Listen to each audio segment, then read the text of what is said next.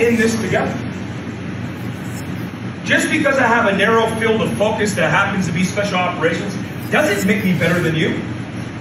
What I will do is take that narrow field of expertise and share it with you so we can grow and evolve and strive together. Not survive.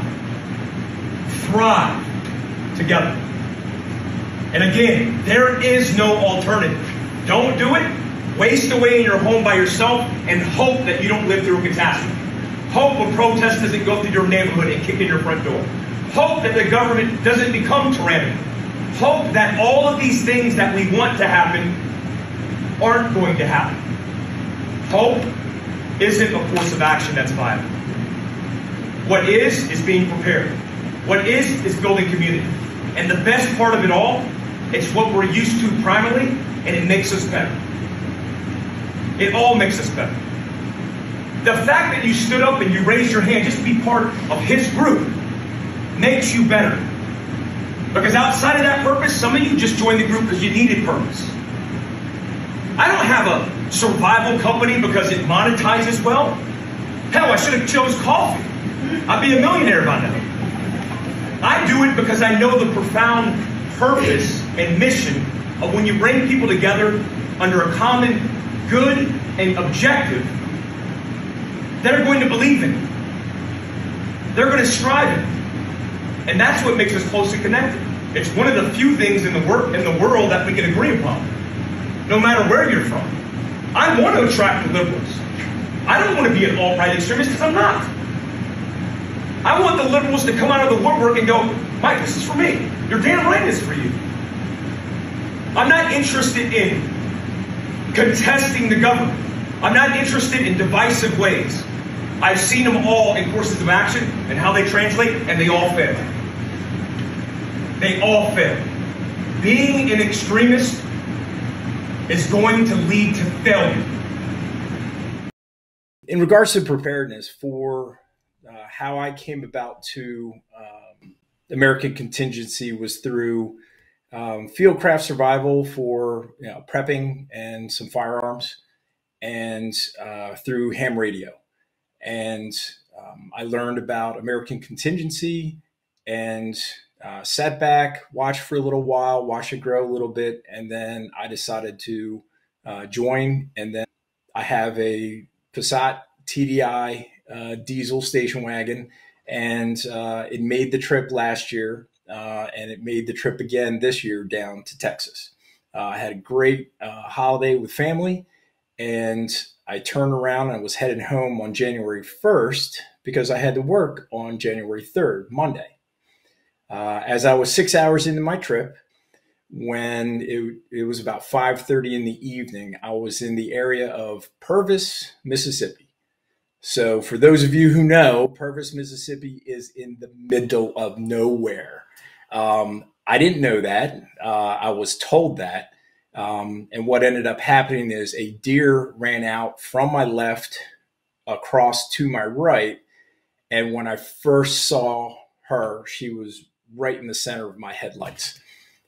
Even before I lifted up off of the accelerator, I ended up striking the deer.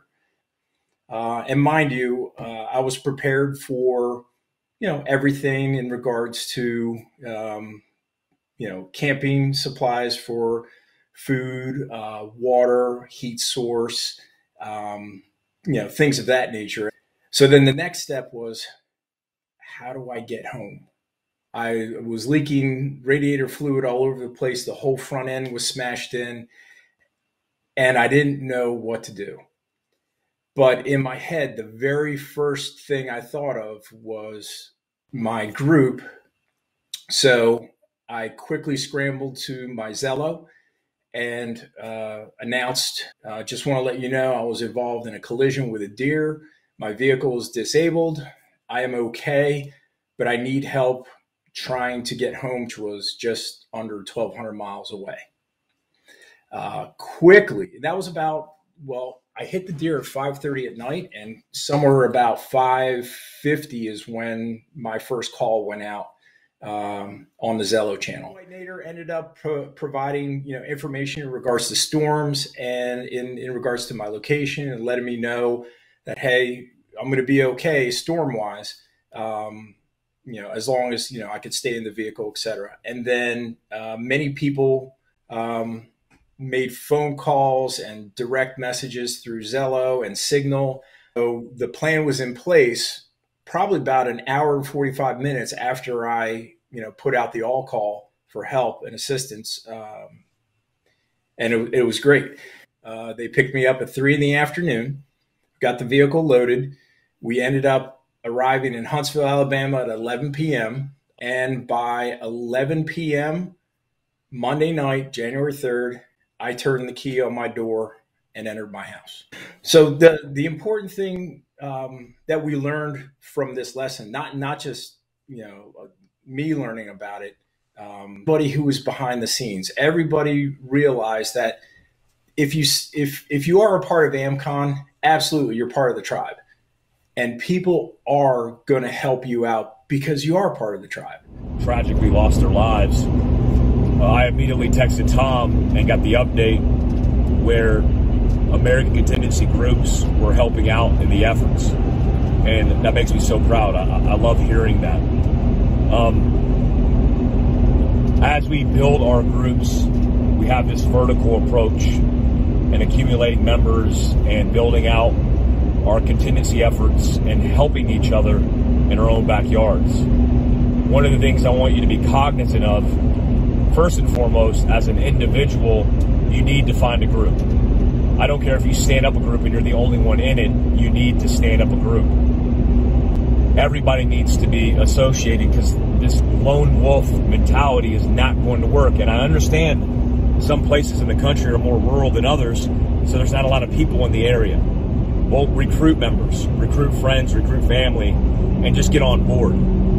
What we have in the benefit of Tom's hard work and the server and the web apparatus and the engagement cycle is we're never going to be suppressed. We're protected and insulated. As long as you have the power and the means, you will be able to reference and coordinate those efforts. Whether that's a phone call, whether that's a coordination through the app that's coming, this is going to allow you to cooperate and collaborate your efforts when it comes to a catastrophe. If you're a group and you're stood up and you're squared away, you need to be coordinating and building relationships, even doing training together with other organizations in your area.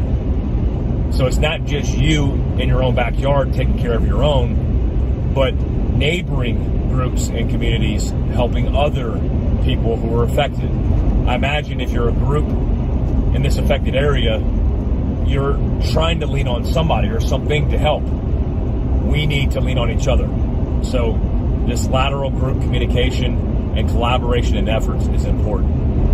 As a vision for American Contingency moving forward, with Tom's help, we will grow this into something bigger than ourselves, where we will have accountability in our communities, where we will work side by side with law enforcement and first responders, where we will police up our own and take care of our people.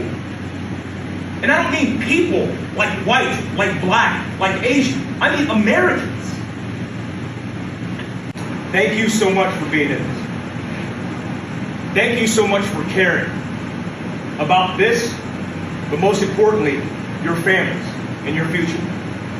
I don't care if you're not a member of American Contingency.